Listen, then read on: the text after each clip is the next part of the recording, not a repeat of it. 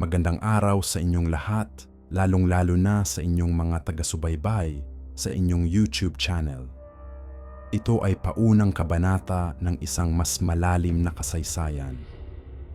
Bago pa dumating si Enteng Pacheco ng astig na antingero ng Dolores noong panahon ng mga Amerikano, may isang antingero ang nauna, isang taong tulad din niya.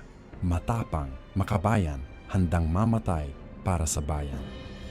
Ito ang kwento ni Alejandro de los Santos, ang lalaking naging anino sa kasaysayan, ang lalaking sa bandang huli nahulog sa kadiliman. Pero bago natin siya husgahan, tandaan natin, walang nilalang, na isinilang na masama. Taong 1897, mainit ang dugo ng revolusyon. Sa mga bundok ng Quezon, panahon ng Katipunan. At isa sa mga kinatatakutang pinuno sa kabundukan ng Lukban ay si Teniente Alejandro de los Santos. Pero bago siya naging alamat sa gubat, isa muna siyang anak ng alipin. Ako si Alejandro, ang ama ko'y isang magsasakang hindi marunong bumasa, pero marunong magmahal. Sapat na sana ang katahimikan ng buhay sa bukirin, kung hindi lang kami ginawang parang hayop ng mga Kastila.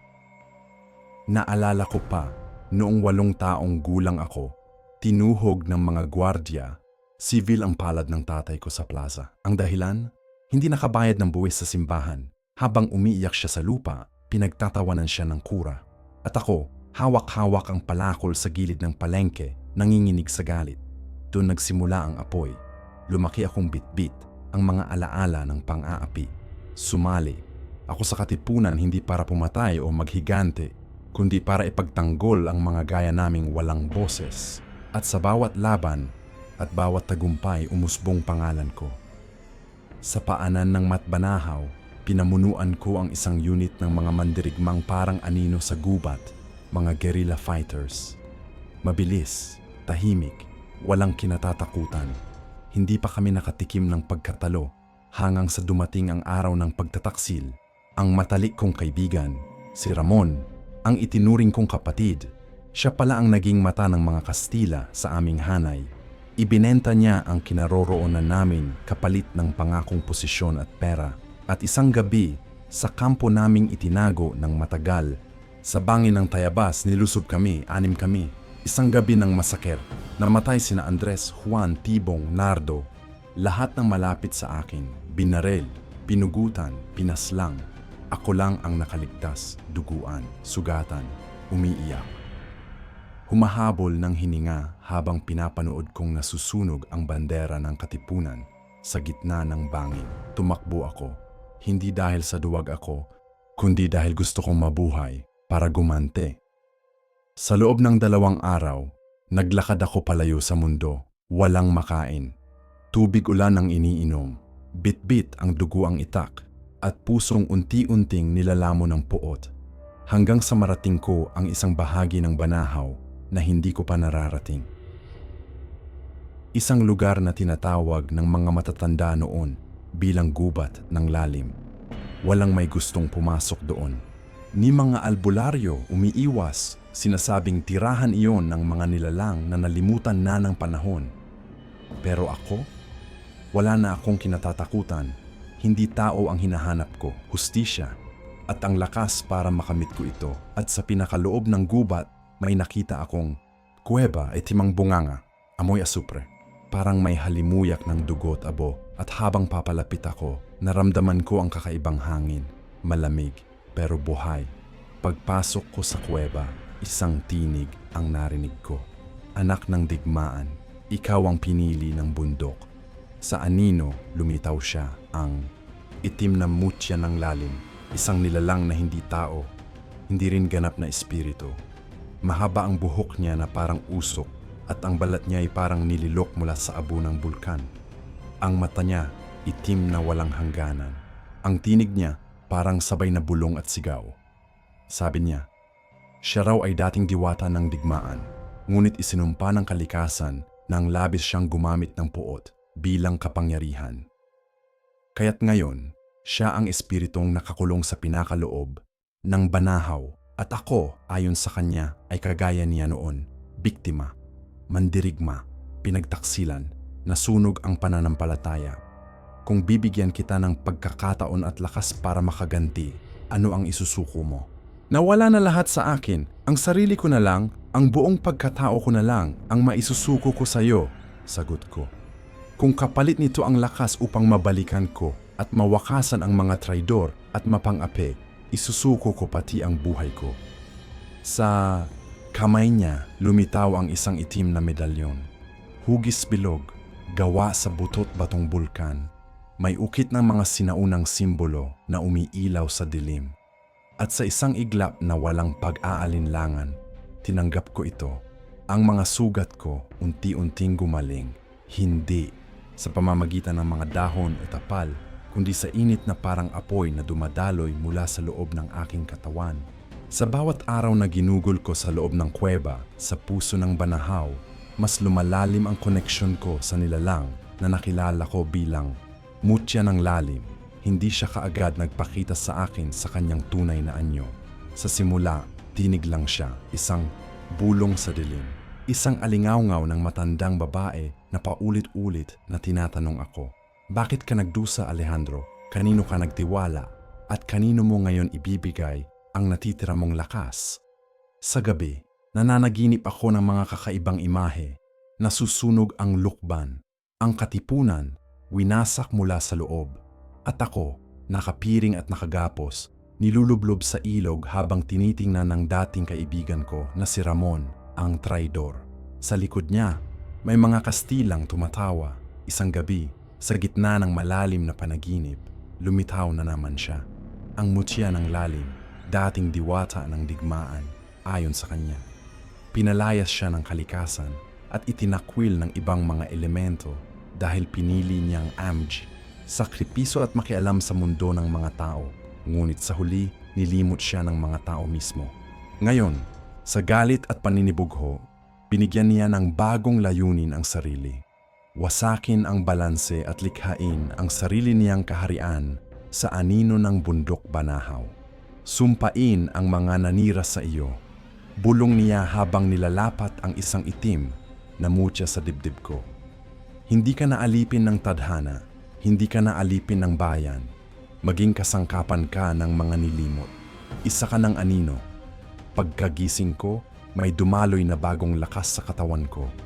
Hindi lang ito lakas ng kalamnan, kundi ng kalooban. Nakakarinig na ako ng mga pag-iyak ng kaluluwa sa paligid. Nararamdaman ko ang bawat takot na nananalaytay sa loob ng tao at kaya ko itong pigilin o paglaruan. Pero ang kapalit, ang puso ko'y unti-unting lulalamig at tumitigas. Hindi na ako umiiyak sa alaala ng tatay ko. Hindi na ako kinikilig sa mga panaginip tungkol kay Maria, ang babaeng muntik ko nang mapangasawa. Lahat ng iyon, tinangay ng hangin sa loob ng kuweba. Sa unang pagkakataon, lumabas ako muli mula sa pinakaloob ng bundok. Bitbit ang medalyon at hinagpis. Nilakad ko ang paanan ng banahaw patungong Tayabas. Naghahanap at naniningil ng kabayaran. Una kong pinuntirya si Ramon. Sa isang maliit na baryo kung saan siya nagtago bilang gwardiya sibil ng mga Kastila, pinuntahan ko siya sa gabi ng bagong taon. Habang ang mga tao ay nagsisigawan sa paputok at saya, tahimik akong naglakad sa madilim na eskinita patungo sa kanyang bahay. Hindi ko siya pinatay agad. Hindi ako galit, hindi na. Wala na akong emosyon. Isa lang akong nilalang na humihingi ng hustisya sa paraang itinuro ng itim na mutya. Binigyan ko siya ng pagkakataong umamin.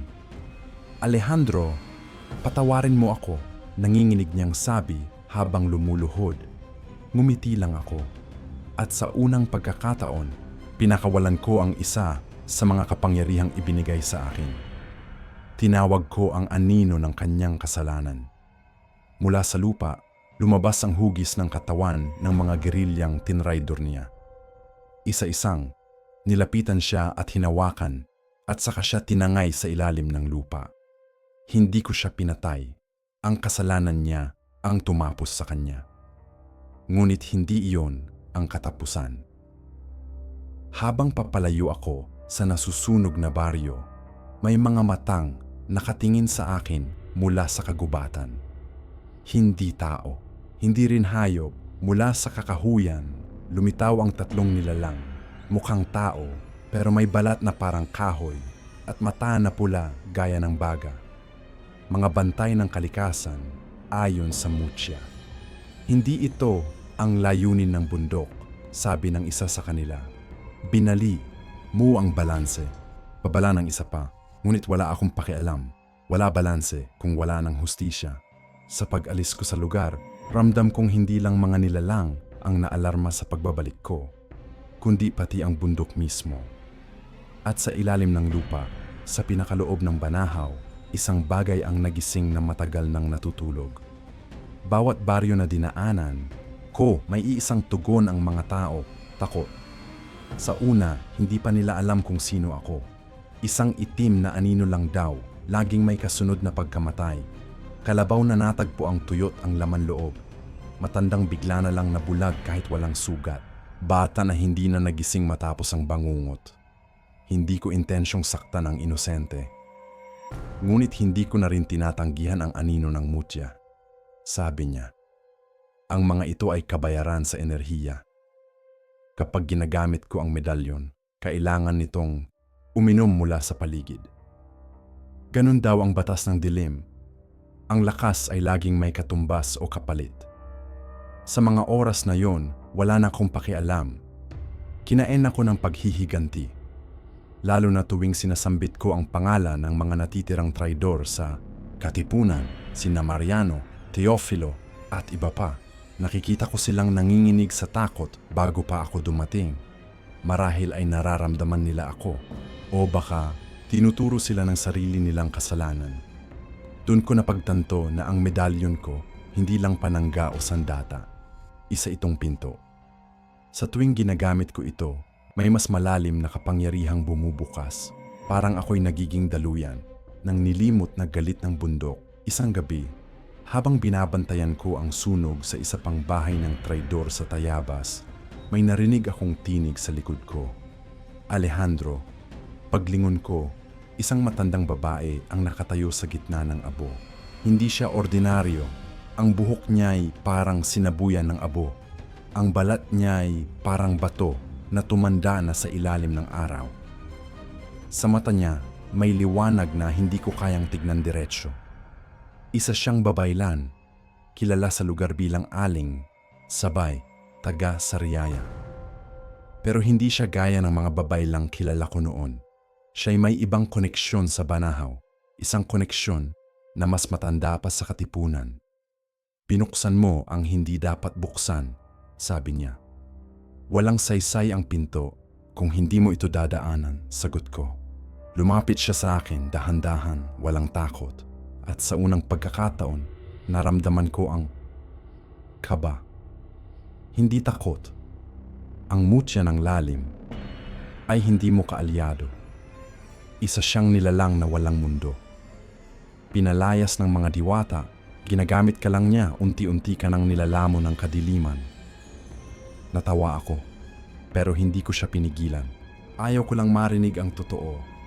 Sa bawat hakbang mo, Alejandro, dagdag pa niya, nagbubukas ang selyo sa ilalim ng bundok.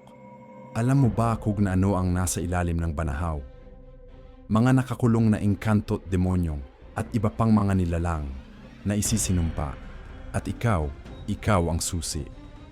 Tumahimik ang paligid, nawala ang usok, nawala ang init, at naramdaman ko ang medalyon sa dibdib ko kumikirot. Parang sinusunog nito ang laman ko mula sa loob. Hindi mo na alam kung sino ka, hindi ba? Tanong ni Aling Sabay habang iniabot ang isang piraso ng salamin.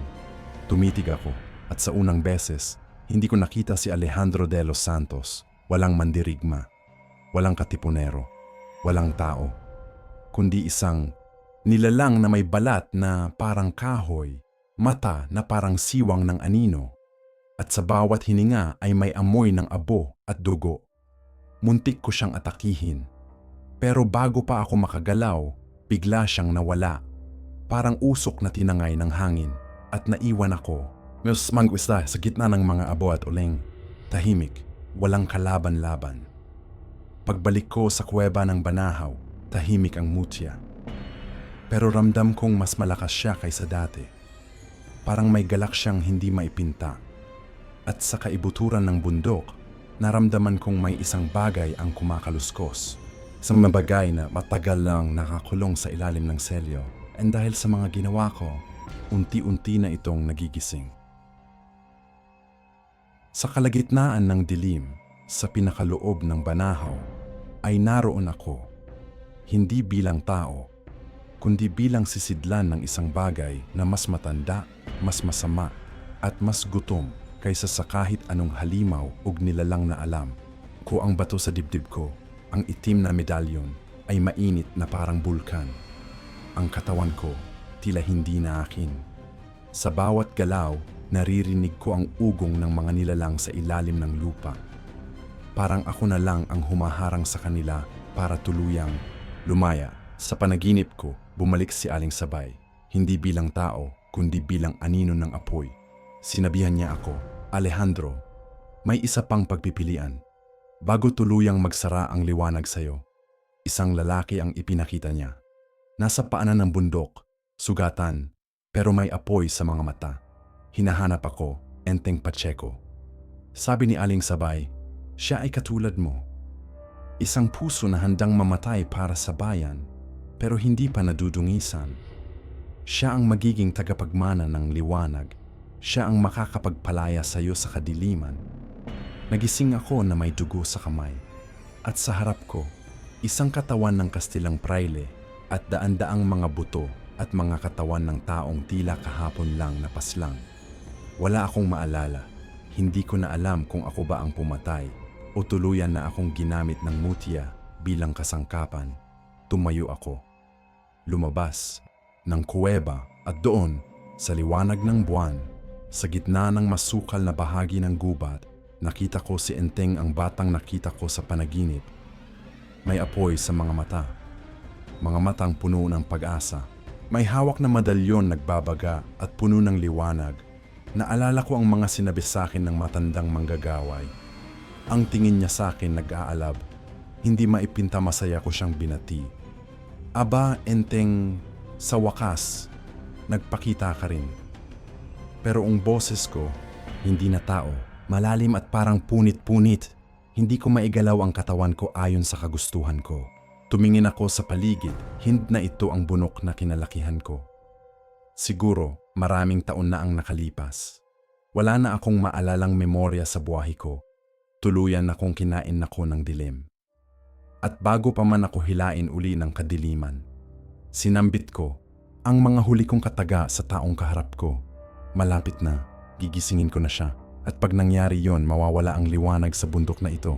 Pumikita ako at pagkatapos nun, bigla na akong naglaho. Ito ang alamat ni Teniente Alejandro de los Santos.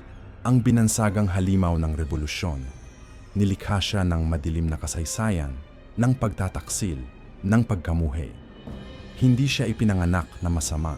Isa siyang bayani na nawalan ng liwanag.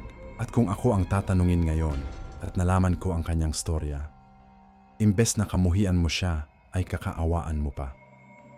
Gusto mo ba ng mga ganitong kwento ng dilim? Kung nagustuhan nyo ang ating kwento, maaari sana mag-subscribe, like, and share na din. Maraming salamat po.